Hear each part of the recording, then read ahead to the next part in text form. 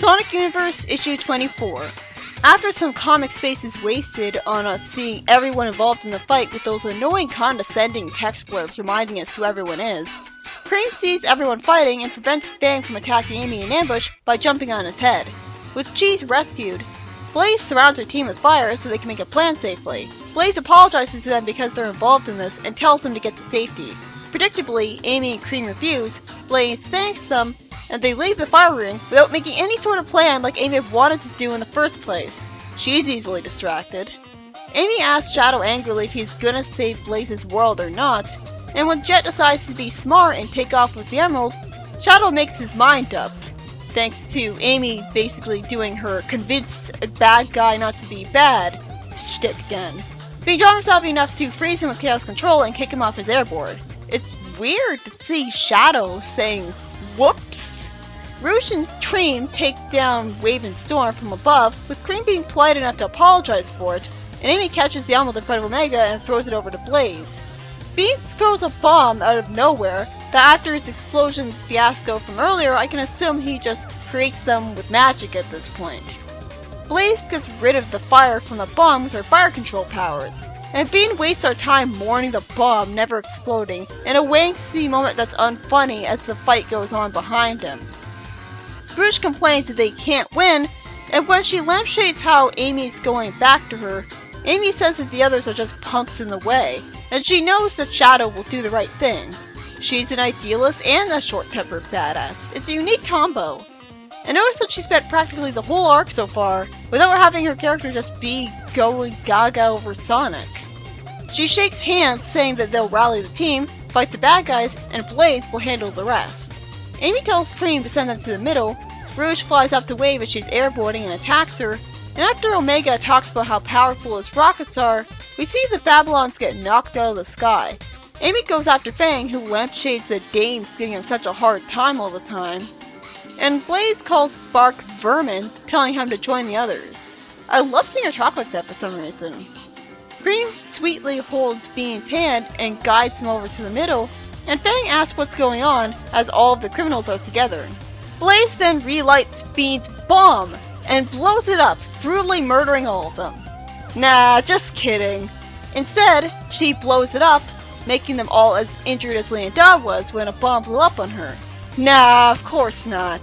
They were apparently all just singed, with Bean even smiling for some reason, instead of thinking, oh my god, this is what I do to people?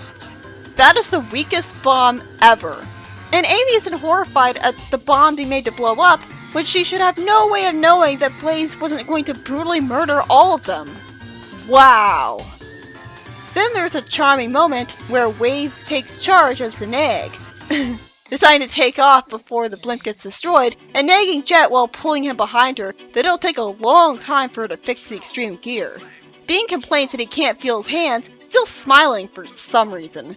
Maybe the reason Bark keeps him around, despite him being mostly just an inconvenience this arc, is because he feels sorry for him, and protective of him, due to him clearly not being right in the head. Too bad that'll never be explained, because Bark will never say anything. Cream says all's well that ends well, while cutely sitting on Omega's shoulder, and Omega for some reason prefers that because it's nicer than what he was going to say when he really shouldn't mind. Shadow prevents Rouge from taking the emerald, saying that Gun owes Blaze a favor for getting him the Chaos Emerald. I hope Gun understands that. And the safety of a world outweighs their mission. Fortunately, Omega sides with Shadow because he doesn't want to make Cream cry. Rouge walks away, being asked to think of something to tell the commander since she's a cunning spy and all. And Blaze wonders if Shadow isn't that bad after all. In another nice moment, Cream hugs Blaze, who reassures her that when her quest is over, they'll be the first to hear from her. We'll never see that happen, by the way, because her quest will never end. Blaze then hopes she can go home without running afoul of the Zone Cops, even though the Zone Cops have no right to inconvenience her on a mission to get things from her world back to her world. If anything, they should be helping her. I understand why the Zone Cops might be needed, but I still hate those guys. Amy tells Vanilla that Cream would make a great freedom fighter someday. God forbid she make her that now. Age is all that matters, apparently. Does she have to get a ring of acorns to age herself up too? I mean, Amy is basically committing the same crime as the freedom fighters did before she made herself older. saying that someone can't be a freedom fighter because they're a kid. Not to mention Tails is a kid. And there's a funny gag at the end where Amy says, she'll make a great freedom fighter some day. So stupid. I forgot about Nicole. Right, she dropped her handheld form and didn't pick her back up. I'm glad they called back to that. That must have been really boring for Nicole, considering it took the rest of the afternoon just for Amy to get back to Vanilla. Maybe Nicole's consciousness wasn't just trapped in that thing and she was also like focusing on stuff that's happening in the city?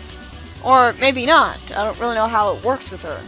It's nice to see Amy's ditziness being taken advantage of for something other than her going after Sonic and thinking he wants her. Still, Nicole being left behind. That is officially the worst mission for her ever. I think back to Sally not trusting her with Nicole saying don't even think about it, and she kind of looks right here. This issue was by Ian Flynn, and involves Amy of Team Rose convincing Team Dark to help them with the fight against the criminals. Amy makes a pretty smart plan where she gets all of the criminals together and Blaze handles the rest.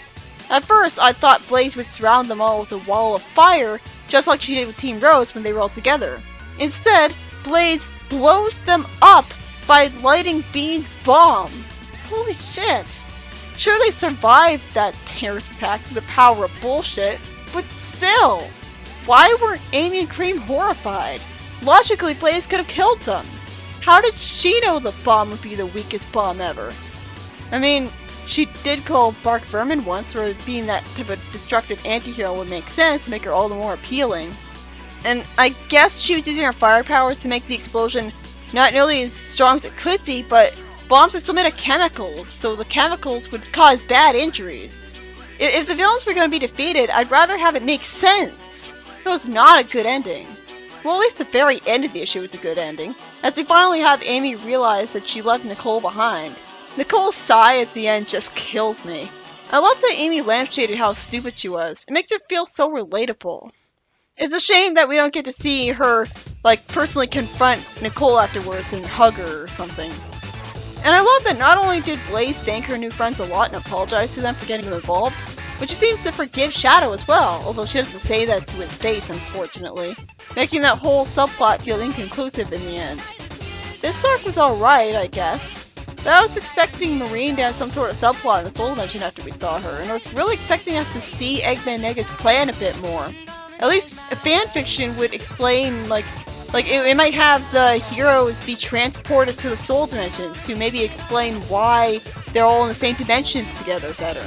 And I hated Blaze saying the Zone Cops might give her trouble, when they should, if anything, be helping her, since she was a victim of Eggman Nega.